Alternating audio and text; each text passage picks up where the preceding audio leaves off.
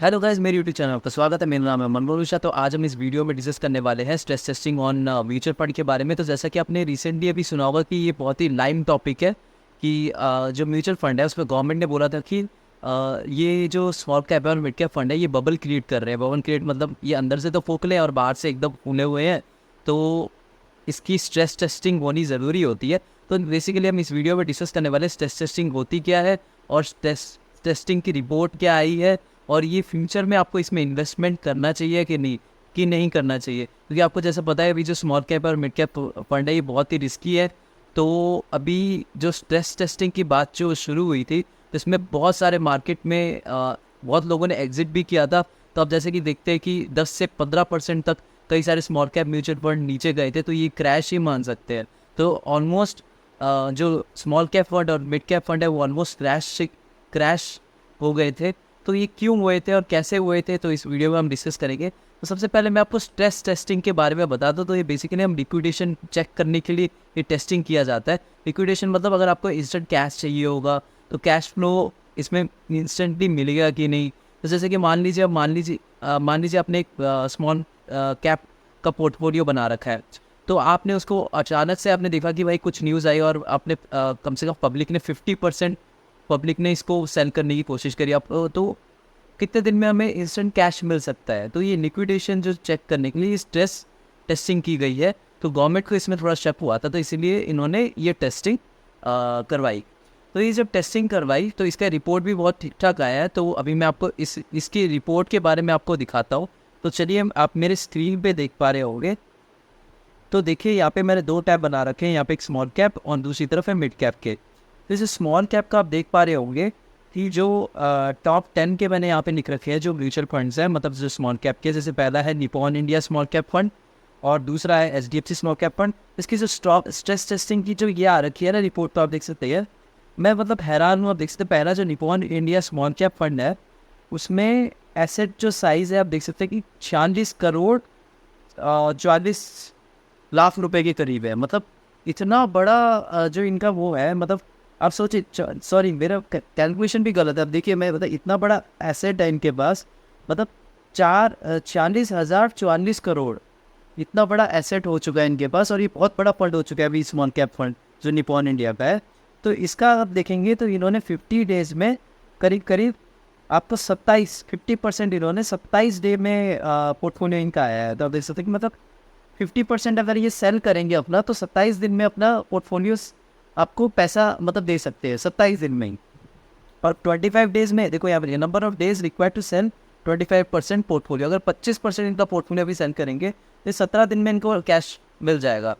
तो आप बेसिकली देख सकते हैं कि 27 दिन और 13 दिन। तो आप देख सकते हैं मतलब ये इतना बड़ा इसका एसेट साइज है, तब भी इन्होंने अपना कितना अच्छे से मेंटेन कर रखा है। मतलब अगर ये 50% अपना पोर्टफोलियो सेल करते तो 27 दिन में आपको कैश मिल जाएंगे और ये 13 दिन में मिल जाएंगे 25% अगर अपना सेल करेंगे।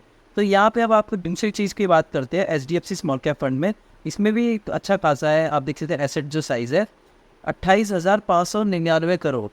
तो इतना बड़ा एसेट साइज़ है और इसमें 42 दिन लगेंगे। तो अब जैसे इसकी कंपैरिजन में तो भाई निपॉन इंडिया ने बहुत तगड़ा किया। मैं तो हैरान हूँ निपॉन इंडिया से। इन्होंने 42 डेज लगेंगे अगर इन्होंने 50% अपना पोर्टफोलियो सेल करा तो। अब अगर आपने पोर्टफोलियो सेल करा तो इनको कैश देने में, लिक्विडेशन में, और यहाँ पे 21 डेज लगेंगे अगर 25% इन्होंने अपना पोर्टफोलियो सेल करा तो इसका सेल हुआ पर।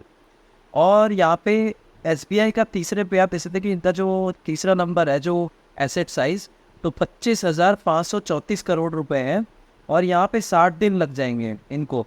तो इनका परफॉर्मेंस इतना खास नहीं है as compare to Nippon India. मैं अभी भी इसलिए कह रहा हूँ कि हैरान हूँ कि मतलब इनका इतना बड़ा साइज़ है मतलब एसेट, लेकिन तब भी ये अपने आप को मतलब कितना प्रॉपर वे में इन्होंने मेंटेन कर रखा है।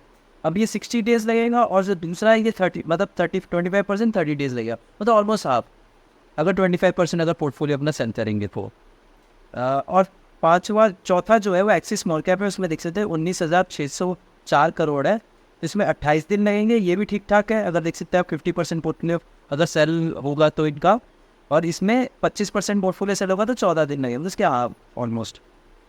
और क्वाड स्मॉल कैप जो है वो है 17,233 करोड़।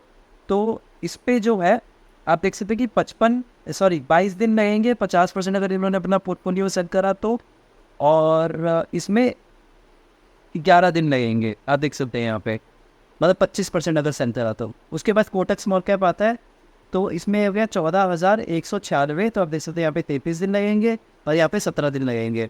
तो इनको अगर 25% अगर इनको पोर्टफोलियो सेल करना है, तो आप यहाँ पे रिपोर्ट देख सकते हैं, अपना वीडियो पॉज करके आप इन सब का देख सकते हैं।